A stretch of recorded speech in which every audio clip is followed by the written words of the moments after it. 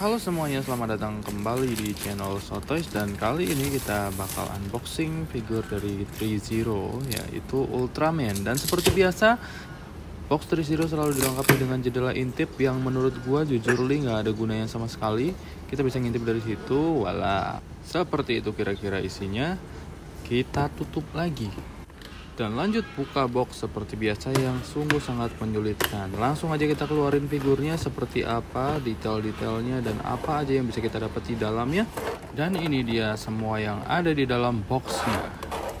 Seperti biasa ada manual book di sana dan ada juga kartu garansinya. Kita langsung cek isinya. Ini agak lain nih dari biasanya, dimana ini dibuntel plastik ikat kayak gitu, bukan dibungkus sama plastik kiloan. Dan kita keluarin aja, potekin satu-satu plastiknya.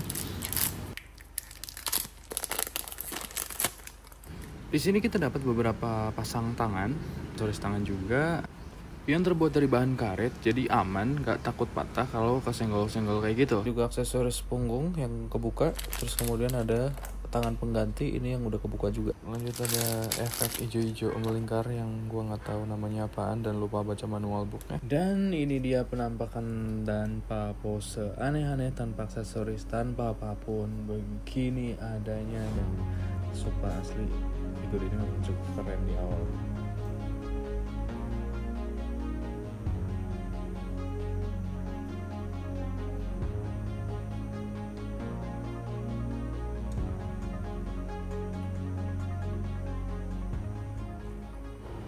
Jujur gue suka banget sama karakter Ultraman yang satu ini. Meskipun di seriesnya dia tuh Ultraman palsu KW atau jadi-jadian, tapi kayak dia tuh paling oke aja gitu. Dari posturnya, dari konsep bentuknya, warnanya, desainnya tuh udah paling oke kalau menurut gue mah. Dari depan belakang itu sama, semua tuh oke gitu ya, nggak ada cacatnya gitu. Cuman mari kita lihat lebih dekat. Dari detailnya, paintingnya, sculptingnya, itu semua sebenarnya oke kalau kata gue tuh. Dan balik lagi, ini juga garapan 3Zero, kayaknya sulit untuk diragukan seharusnya ya. Tapi ayo kita lihat lebih dekat lagi apa aja cacatnya yang bisa kita temukan di sini. Pertama, kita bisa lihat painting jobnya itu di bagian pinggang sudah kelihatan ya, di bagian situ ada pudar-pudar nggak jelas gitu di situ, nggak konsisten warnanya. Kiri kanannya aja udah beda gitu, dan itu tuh tembus sampai ke belakang bos, kayak nggak niat gitu. Terus kemudian di bagian punggung, lihat ya, di bagian punggungnya ada gap yang nggak penting banget gitu, dan cuma ada 2 lapis yang biasanya tuh 3Zero tuh punya 3 gitu.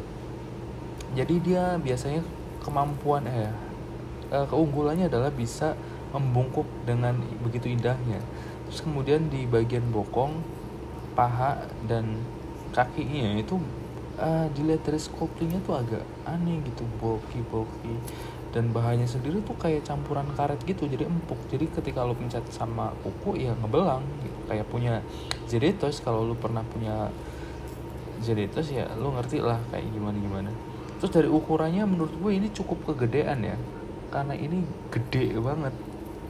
Dan anehnya adalah kita nggak dapat stand base gitu di paket pembeliannya, malah dapat aksesoris yang menurut gue jauh nggak penting. Mendingan stand base gitu yang jauh lebih penting untuk di display gitu kan, karena memang figur ini tuh agak cukup sulit untuk di posein berdiri aja tuh agak sulit gitu, aneh. Dan untung aja ini bisa berdiri pun agak susah tuh ya kan, memang menyebalkan gitu. Ini satu-satunya produk 3Zero yang pernah gue punya, dan ini sangat mengerikan gitu, menyebalkan sekali.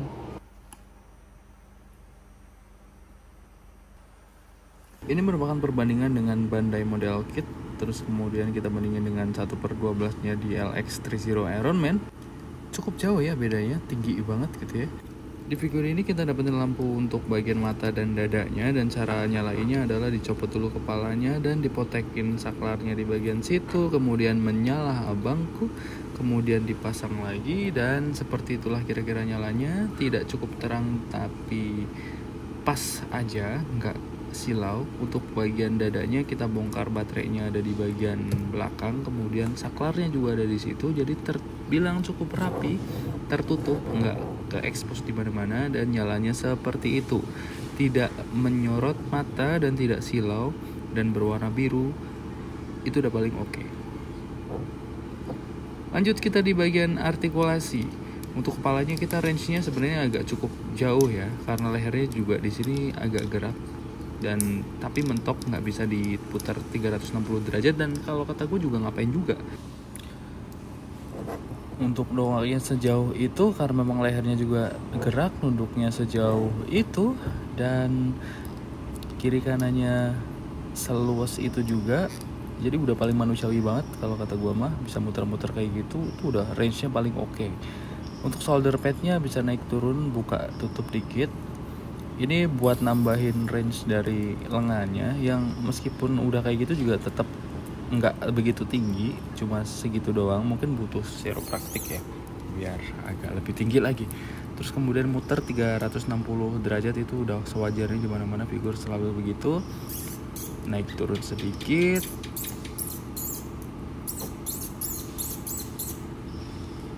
dan bisa kedengaran bunyinya ya, agak cukup syarat. Kemudian muter-muter di lengannya. Dan untuk bagian sikunya di sini juga range motionnya tuh cukup terbilang paling oke ya. Dia sampai serapat itu udah manusiawi banget karena memang patokannya adalah kayak manusia ya. Di bagian dada ini terlalu banyak kelemahan kalau kata gue. Dia tuh bisa muter-muter sedikit, agak seret, dan takutnya adalah kena baret-baret di seluruh bagian perutnya itu. Kemudian bisa miring-miring, wajar. Dan untuk nunduknya segitu doang, agak berat.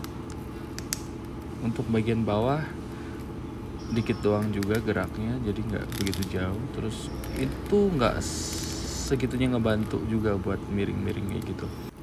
Untuk nunduknya di sini gagal banget sih kalau kata gue, malah ke belakang jauh banget. Ini gimana konsepnya? Ngapain juga ya kan, malah mau kayang gitu. Ini keanehan yang tidak masuk akal kalau menurut gue tuh. Untuk tangan biasa ada ball joint di sana, bisa muter-muter, dan untuk kakinya bisa direnggangin kayak gitu ya. Dan ya udah, naiknya segitu doang sih. Terus untuk kedepannya segitu, sewajarnya memang segitu. Kemudian ada muter-muter di situ sedikit. Dan di bagian bokling ini cukup unik ya, karena dia tuh terbuat dari karet juga gitu. Jadi fleksibel gitu, kendul-kendul kayak gitu ya. Jadi aman, nggak takut baret juga di situ. Dan bahannya memang agak setengah karet. Untuk dengkulnya sama seperti sikunya, sejauh itu rapet banget. Tapi untuk bagian kakinya ini kayaknya salah konsep deh. Jadi itu naruh joinnya tuh kepanjangan gitu. Jadi buat berdiri nanti susah, karena dia tuh bakal koplak-koplak gitu ya. Dan normalnya bisa miring kiri kanan, maju mundur juga ya kan. Terus kemudian di bagian depan itu yang bermasalah itu. Untuk bagian aksesoris tangan bisa diganti. Caranya adalah begini. Dan di sini ada logonya R sama L, jadi nggak boleh kebalik karena memang nggak bakalan pas gitu ya. Dan itu ketika sudah make agak lebih gondrong dan lebih bagus sih daripada polosan aja. Di bagian punggung juga kita copot aja, kemudian digantinya juga cuma tinggal masang doang kayak gitu. Ini untuk nunjukin kalau dia tuh kebuka, apa sih namanya itu, jetpacknya, jadi buat terbang. Kayaknya dia bisa terbang nih. Detailnya agak cukup bagus. Di situ ada warna hijau-hijau kayak gitu menyala, abangku.